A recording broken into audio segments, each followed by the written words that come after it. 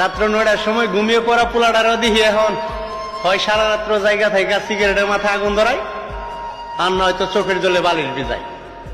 কারণ একটাই, ভুল মানুষের মায়া। এ মায়া এমন একটা কঠিন জিনিস রে ভাই।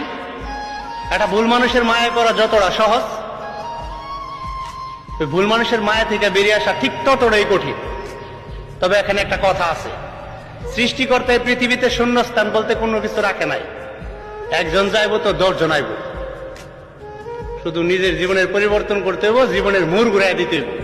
এমনও তো হইতে পারে সৃষ্টিকর্তা তোমার জীবনে এমন একজন ভালো উত্তম মানুষ রাখছে যা তুমি কল্পনাও করতে পারো না। তাই নিজের পরিবর্তন করো, জীবনটারে সুন্দর করো। উদাহরণ আমি নিজেই। ধন্যবাদ।